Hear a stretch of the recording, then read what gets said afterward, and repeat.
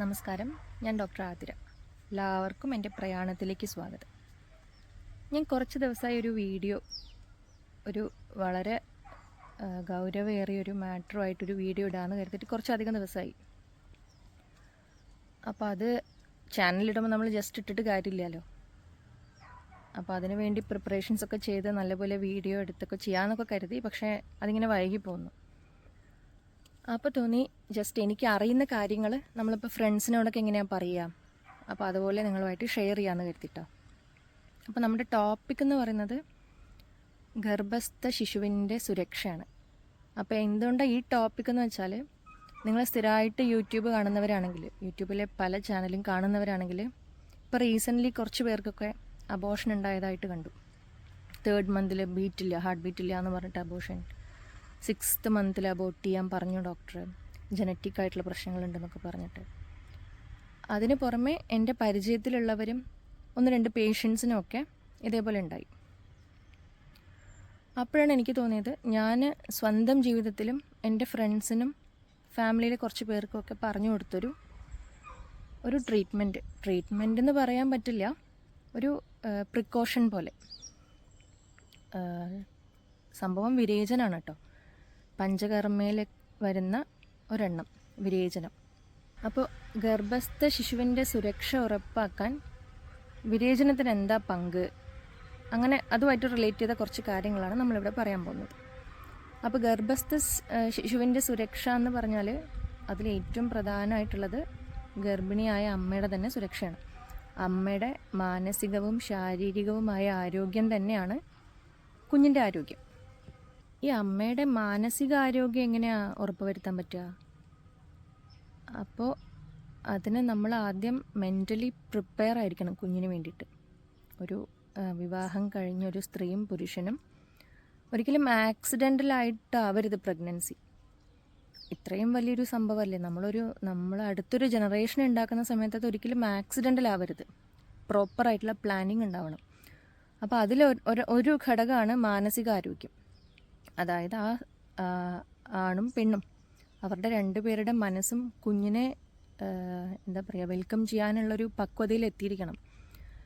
ഒരു കുഞ്ഞിനെ വളർത്തുക എന്ന് വെച്ചാൽ ഒട്ടും സിമ്പിളല്ല എന്ന് പറയാൻ എന്താ കാര്യം എന്ന് വെച്ചാൽ, ആ കുഞ്ഞിൻ്റെ അമ്മയും അച്ഛനും അവരുടെ ആരോഗ്യം, ഭക്ഷണം, ഉറക്കം, സമയം, ഇതിൻ്റെയൊക്കെ വലിയൊരു പങ്കാണ് കുഞ്ഞിന് വേണ്ടി ഇൻവെസ്റ്റ് ചെയ്യാൻ പോകുന്നത്. അപ്പോൾ തുടക്കത്തിലൊക്കെ ഭയങ്കര എക്സൈറ്റ്മെൻ്റ് ആയിരിക്കും, പ്രഗ്നൻ്റ് ആകുമ്പോഴും എക്സൈറ്റ്മെൻ്റ് ആയിരിക്കും. കുഞ്ഞ് ജനിച്ച് കഴിയുമ്പോൾ ഇതൊക്കെ കുറയും. കാരണം നമുക്ക് ഉറങ്ങാൻ കഴിയില്ല, സമയത്ത് ഭക്ഷണം ഉണ്ടാവില്ല. അപ്പോൾ അങ്ങനെ ഫിസിക്കലി ഒരുപാട് പ്രശ്നങ്ങൾ വരും.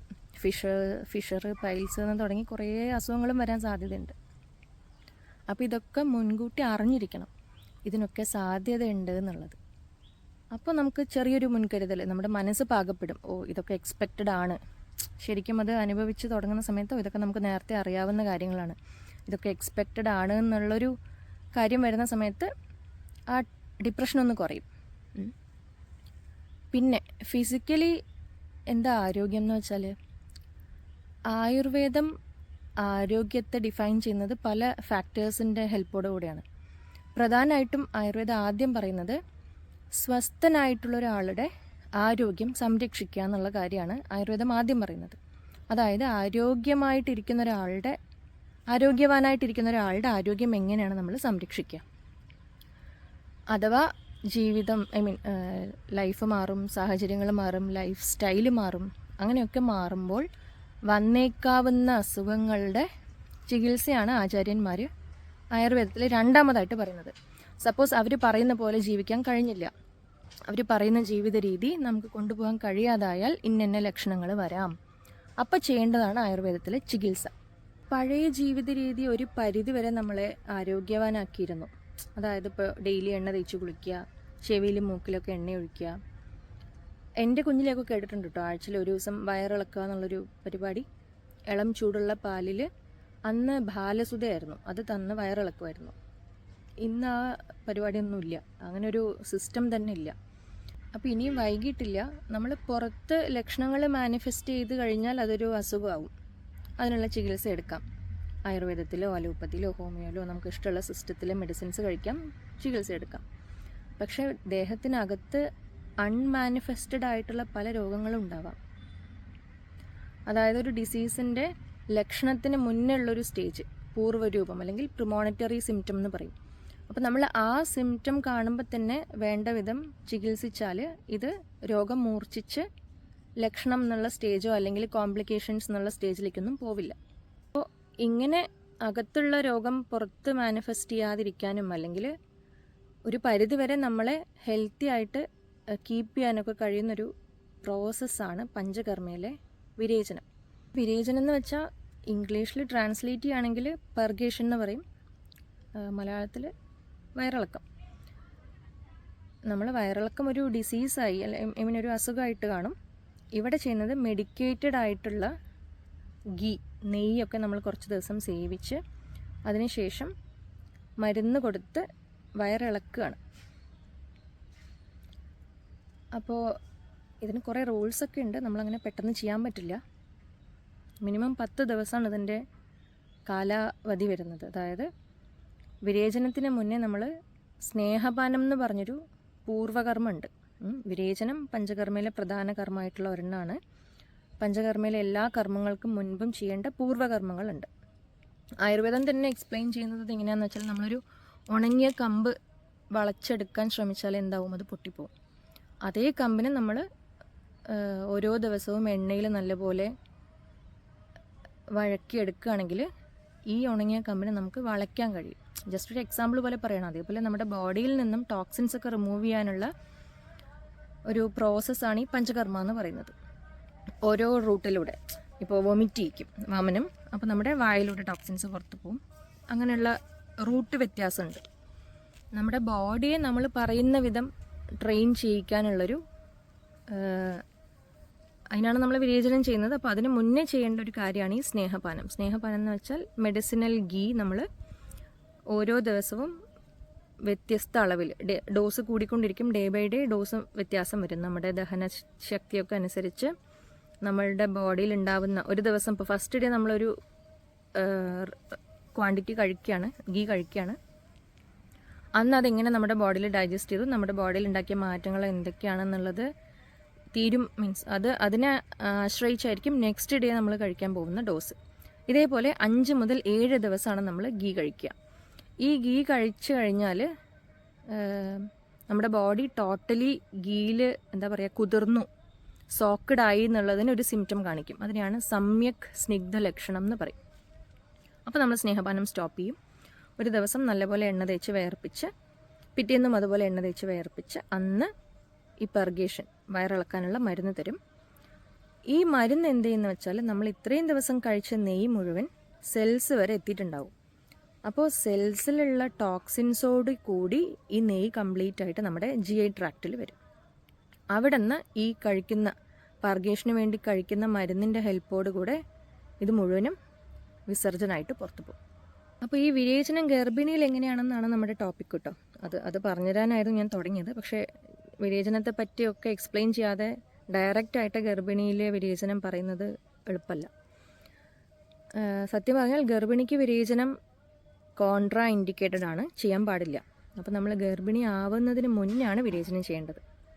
ഞാൻ നേരത്തെ പറഞ്ഞില്ല, നമ്മൾ മാനസികമായും ശാരീരികമായും കുഞ്ഞിന് വേണ്ടി റെഡി ആവുന്ന സമയത്ത്, അതായത് മാനസികമായി റെഡി ആയി കഴിഞ്ഞാൽ പിന്നെ ബോഡിയെ നമ്മൾ പ്രിപ്പയർ ചെയ്തെടുക്കുക. ആ പ്രിപ്പറേഷനിലെ ഒന്നാണ് ഈ വിരേചനം എന്ന് പറയുന്നത്. അപ്പോൾ മാനസികമായി പ്രിപ്പയർ ചെയ്ത് കഴിഞ്ഞാൽ നമ്മൾ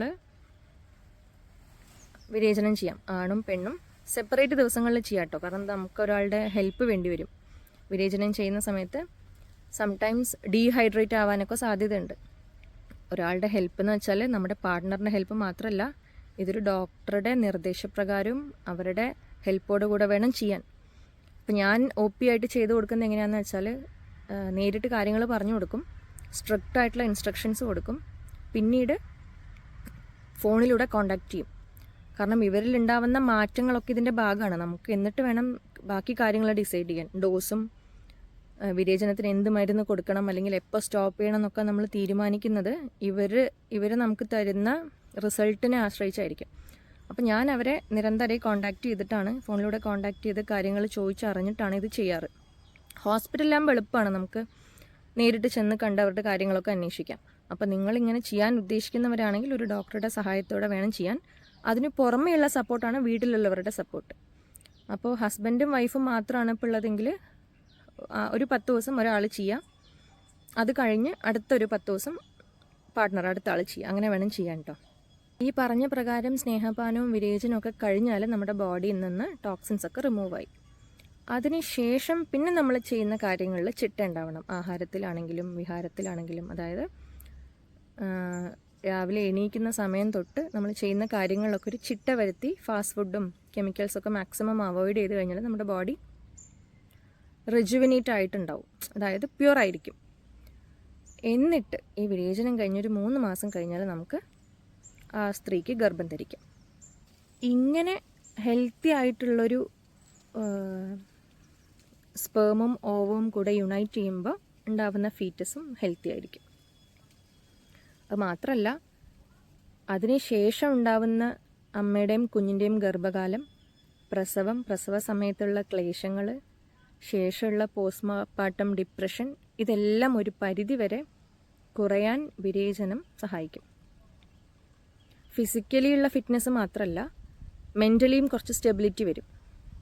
പിത്തത്തിൻ്റെ വിരേചനം എന്ന് വെച്ചാൽ പിത്തത്തിനെ ആട്ടോ നമ്മൾ ശമിപ്പിക്കുന്നത്. പിത്തദോഷം, ഈ വാദം പിത്തം കഫം എന്ന് പറയുന്നുണ്ടല്ലോ, ഈ 3 ദോഷങ്ങളിൽ ആയുർവേദത്തിലെ ത്രിദോഷാസാണ്. ഇത് മിഡിൽ ഏജിലാണ് ഒരു വ്യക്തിയിൽ പിത്തദോഷം കൂടുതലായിട്ട് കാണുക. പിത്തത്തിൻ്റെ ക്വാളിറ്റീസൊക്കെയാണ്, മെൻ്റലി വരുന്ന ക്വാളിറ്റീസാണ് ക്രോധം, ടെൻഷൻ, ഡിപ്രഷൻ തുടങ്ങിയ കാര്യങ്ങളൊക്കെ തന്നെയാണ്. അപ്പോൾ ഈ പിത്തം ശമിച്ചു കഴിഞ്ഞാൽ, വിരേചനം ചെയ്ത് പിത്തം ശമിച്ചു കഴിഞ്ഞാൽ ഈ മൈൻഡിൻ്റെ ഈ ക്വാളിറ്റീസൊക്കെ കുറയും. അപ്പോൾ നമുക്ക് ഒരു പരിധി വരെ എല്ലാത്തിനെയും സഹിക്കാനൊക്കെ കഴിയും. വിരേചനം കൊണ്ടപ്പോൾ ശാരീരികമായിട്ട് മാത്രമല്ല മെൻ്റൽ സപ്പോർട്ടും കിട്ടുന്നുണ്ട്. ഒരു പ്രഗ്നൻ്റായ ലേഡി അല്ലെങ്കിൽ പ്രഗ്നൻസിക്ക് മുന്നേ വിരേചനം മാത്രം ചെയ്താൽ മതിയോ എന്ന് ചോദിച്ചാൽ സത്യത്തിൽ പോരാ. വിരേചനം ആദ്യത്തെ പടി മാത്രമാണ്. വിരേചനമൊക്കെ കഴിഞ്ഞ് പ്രഗ്നൻ്റ് ആയ ശേഷവും ഗർഭിണി പാലിക്കേണ്ട കുറേ കാര്യങ്ങളുണ്ട്. ഓരോ മാസവും അനുഷ്ഠിക്കേണ്ട കാര്യങ്ങളും, ഓരോ മാസം കുടിക്കേണ്ട പാൽ കഷായങ്ങളും, പിന്നെ ഹീമോഗ്ലോബിൻ കൂടാനും ഈ ഛർദിയുടെ കാര്യങ്ങൾ, കാലിൽ സ്വെല്ലിംഗ് ഒക്കെ വരുമല്ലോ, ഇതൊന്നും ഇല്ലാതിരിക്കാനൊക്കെ ചെയ്യേണ്ട കുറച്ച് കാര്യങ്ങളും മരുന്നുകളൊക്കെ ഉണ്ട്. അപ്പോൾ ഇതെല്ലാം കൂടെ നമ്മൾ ഫോളോ ചെയ്ത് വരികയാണെങ്കിൽ ഹെൽത്തി ആയിട്ടുള്ളൊരു അമ്മയും കുഞ്ഞുമായിരിക്കും 9 മാസം കഴിഞ്ഞാൽ ഉണ്ടാവുക.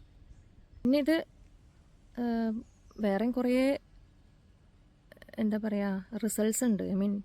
പോസിറ്റീവായിട്ടുള്ള കാര്യങ്ങളുണ്ട് വിരേചനം കൊണ്ട്. ആദ്യം രക്തശുദ്ധി. അപ്പോൾ നമ്മൾ രക്തശുദ്ധി എന്ന് പറയുമ്പോൾ തന്നെ ഊഹിക്കാം വേറെ എന്തൊക്കെയാണ് റിലേറ്റ് ചെയ്തിട്ടുള്ള അസുഖങ്ങൾ മാറുക എന്നുള്ളത്. മാറുക എന്ന് വെച്ചാൽ ഇപ്പോൾ ക്രോണിക് ആയിട്ടുള്ള ഡയബറ്റിക്, ഹൈപ്പർ കൊളസ്ട്രോൾ എന്നുള്ളതൊക്കെ കുറഞ്ഞു വരും. എന്ന് വെച്ചാൽ ഇപ്പോൾ സ്ഥിരമായി മരുന്ന് കഴിക്കുന്നവരാണെങ്കിൽ അവർക്ക് വേണമെങ്കിൽ ഡോസ് കുറയ്ക്കാം. പിന്നെ വൺസിനെ വലിയ ഇത് ചെയ്യുന്ന സമയത്ത് ഇതിൻ്റെ സാധ്യതകളൊക്കെ കുറയും. ഇപ്പോൾ ആരോഗ്യമായിട്ടുള്ള ഒരാളാണ് 6 months 6 മാസത്തിലൊരിക്കൽ ഇത് ചെയ്യുന്നതെങ്കിൽ പ്രീ ഡയബറ്റിക് സിംറ്റംസ് ഒക്കെ ഉണ്ടല്ലോ, അങ്ങനെയുള്ള കാര്യങ്ങളൊക്കെ മാറും. ഇത് ഡയറക്റ്റായിട്ട് എഫക്റ്റ് ചെയ്യുന്നത് ലിവറിനെ, സ്പ്ലീനിനെ, GI ട്രാക്റ്റിനെ അങ്ങനെയൊക്കെയാണ്. അപ്പോൾ തന്നെ ഊഹിക്കാമല്ലോ ഏതൊക്കെ അസുഖങ്ങളും മാറുമെന്ന്. അതിന് പുറമെ പൈൽസ്, ഫിഷർ തുടങ്ങിയ ഒരുപാട് അസുഖങ്ങൾ മാറാനും നല്ലതാണ്. പിന്നെ ഒരുപാട് പെൺകുട്ടികളിൽ കാണുന്നുണ്ടെന്ന് PCOD, കുട്ടികളുണ്ടാവുന്നില്ല, മെൻസ്ട്രൽ സൈക്കിൾ കറക്റ്റ് ആവുന്നില്ല. അപ്പോൾ ഇതിനൊക്കെ ഉള്ളൊരു സൊല്യൂഷൻ കൂടെയാണ് വിരേചനം കേട്ടോ. അപ്പോൾ അങ്ങനെയുള്ള ഡിസീസ് ഉള്ളവർക്ക് ഒരു തവണ ചെയ്തിട്ട് കാര്യമില്ല എന്നല്ല, ഒരു തവണ ചെയ്തത് കൊണ്ട് മാത്രം മാറില്ല. ഒരു തവണ ചെയ്ത് നമ്മൾ ബോഡി ഒന്ന് ക്ലെൻസ് ചെയ്ത ശേഷം അകത്തേക്ക് മരുന്നുകൾ കഴിക്കേണ്ടി വരും, കഷായങ്ങളും കാര്യങ്ങളൊക്കെ കഴിച്ച്. അതും സ്ട്രിക്റ്റ് ആയിട്ടുള്ളൊരു ഡോക്ടറുടെ നിരീക്ഷണത്തിൽ വേണം കേട്ടോ ചെയ്യാൻ. അങ്ങനെ 1-2 വിരേചനങ്ങൾ 6 മാസം കൂടുമ്പോൾ 1-2 വിരേചനങ്ങളൊക്കെ ചെയ്യുന്ന സമയത്ത് ഇതൊക്കെ കുറയും. അപ്പോൾ ഇന്ന് നമ്മൾ ഡിസ്കസ് ചെയ്ത കാര്യങ്ങൾ എല്ലാവർക്കും മനസ്സിലായി എന്ന് വിചാരിക്കണോ? എന്തെങ്കിലും ഡൗട്ട് ഉണ്ടെങ്കിൽ കമൻറ്റ് ചെയ്യുക കേട്ടോ, ഞാൻ റിപ്ലൈ തരാം. പിന്നെ നിങ്ങൾക്ക് അറിയാവുന്നവർക്കൊക്കെ ഇത് ഷെയർ ചെയ്യുക. നിങ്ങളുടെ ഫാമിലിയിലോ ഫ്രണ്ട്സിലോ ഇങ്ങനെയുള്ള ബുദ്ധിമുട്ടുകളൊക്കെ ഉണ്ടെങ്കിൽ ഈ ഡീറ്റെയിൽസ് മാക്സിമം ഷെയർ ചെയ്തിട്ട് അവർക്കും കൂടെ സഹായം ആയിക്കോട്ടെ കേട്ടോ. അപ്പോൾ ഇനി വേറൊരു ദിവസം ഇതുപോലെ വേറൊരു ടോപ്പിക്കുമായിട്ട് കാണാം. നമസ്കാരം.